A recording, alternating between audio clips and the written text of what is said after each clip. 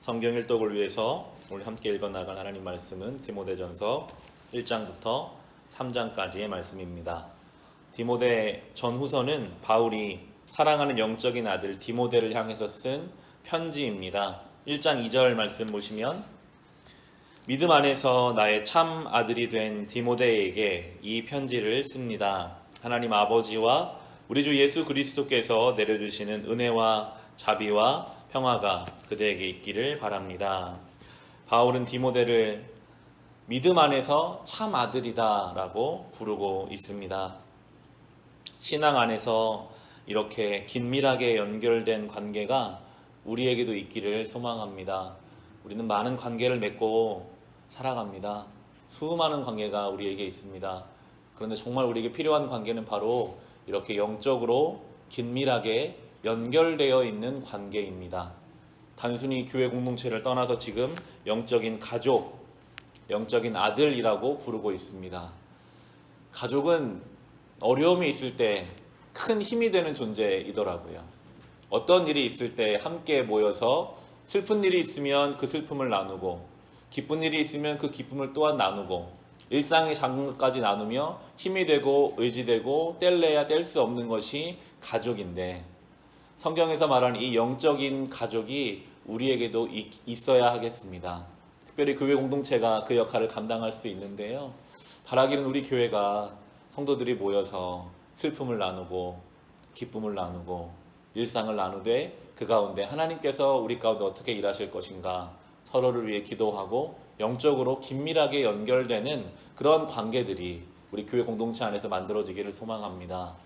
저는 한때 늘 왜 나는 그러한 믿음의 공동체, 믿음의 사람들이 없을까라고 고민하던 청년 시절이 있었어요. 저에게 주시는 응답은 그런 사람을 기다리지 말고 가서 이러한 사람이 되어주라. 믿음의 동역자가 되어주라는 응답을 받고 나서는 마음이 참 편하더라고요. 내 주변에 혹시 정말 이러한 사람이 필요한 것이 보인다면 가서 함께 손을 잡고 기도하고 말씀을 나누고 신앙의 교제를 통해서 영적인 관계들을 만들어 가시기를 바랍니다. 이제 바울은 디모데에게 구체적으로는 에베소 교회에 관한 이야기를 합니다. 3절 보시면요. 내가 마케도니아로 떠날 때에 그대에게 에베소에 머물러 있으라고 부탁하였습니다. 그것은 그대가 거기에서 어떤 사람들로 하여금 다른 교리를 가르치지 못하도록 명령하고 에베소 교회를 이제 좀 위임하고 있는데 그 위임의 내용이 5절입니다. 이 명령의 목적은 깨끗한 마음과 선한 양심과 거짓 없는 믿음에서 우러나오는 사랑을 불러 일으키는 것입니다. 교회 공동체가 놓치지 말아야 할 것이 있다면 깨끗한 마음, 선한 양심, 그리고 무엇보다 거짓 없는 믿음에서 우러나오는 사랑을 불러 일으키는 것입니다. 우리가 어떻게 주님을 닮은 사랑을 할 수 있을까? 성경은 끊임없이 사랑을 강조하시는데 우리는 사랑이 우리 안에서 나오는 것을 기대하는 것이 아니라 거짓 없는 믿음에서 우러나오는 사랑이어야만 합니다. 이 믿음은 하나님을 제대로 알 때, 예수 그리스도를 알 때에만 생겨나는 믿음이죠. 예수님이 우리를 얼마나 사랑하시는가를 알면 알수록 놀랍게도 우리 안에서 그 사랑이 불러 일으켜지게 될 것입니다. 우리도 이 사랑이 있기를 원합니다. 거짓 없는 믿음에서 우러나오는 사랑이 날마다 불러 일으켜지기를 바랍니다. 그리고 나서 바울은 이 디모데에게 참 인상적인 고백을 하는데요. 12절 13절에 보시면 나는 나에게 능력을 주신 우리 주 그리스도 예수께 감사를 드립니다. 주님께서 나를 신실하게 여기셔서 나에게 이 직분을 맡겨주셨습니다. 내가 전에는 회방자요 박해자요 폭행자였습니다. 그러나 그러한 행동은 내가 믿지 않을 때에 알지 못한 것이므로 하나님께서 나에게 자비를 베풀어 주셨습니다.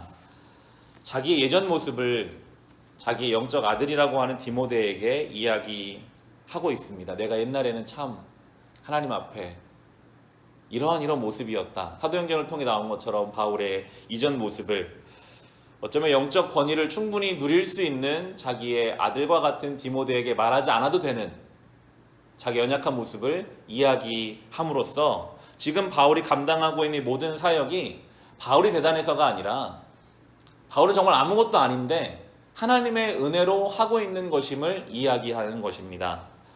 은혜가 깊어질수록, 믿음이 깊어질수록 자연스럽게 겸손해지게 되어 있습니다.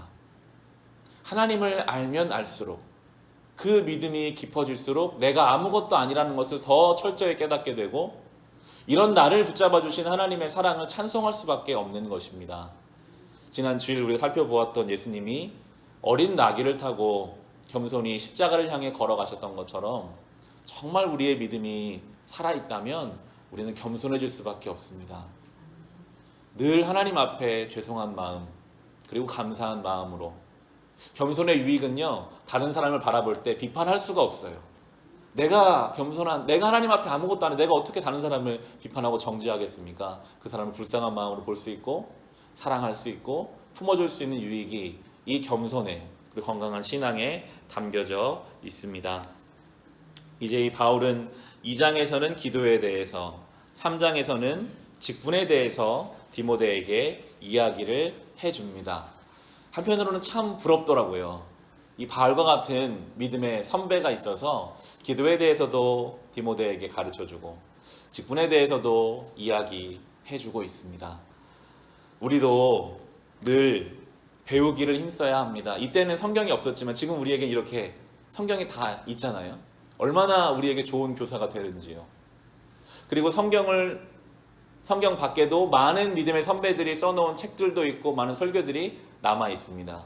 수요일마다 유진 피터슨 목사님 책을 쭉 나누면서 참 이렇게 묵상하고 이렇게 먼저 믿음의 길을 간 선배들이 있다는 것이 감사하더라고요. 우리도 늘 우리 앞서간 믿음의 선배들, 성경 말씀을 통해서 우리가 가야 할 길을 배우고, 더 나아가서 우리도 바울처럼 우리 다음 세대에게 신앙의 길을 보여줘야 하겠습니다. 기도는 이렇게 하는 것이다. 내가 기도를 이렇게 해왔다. 직분에 대해서는, 교회에 대해서는, 성도의 신앙생활에 대해서는, 사회생활과 가정생활에 대해서는 내가 이렇게 살았다라고 이야기할 수 있는 믿음의 한 사람으로 살아갈 수 있으시기를 주님의 이름으로 축원합니다.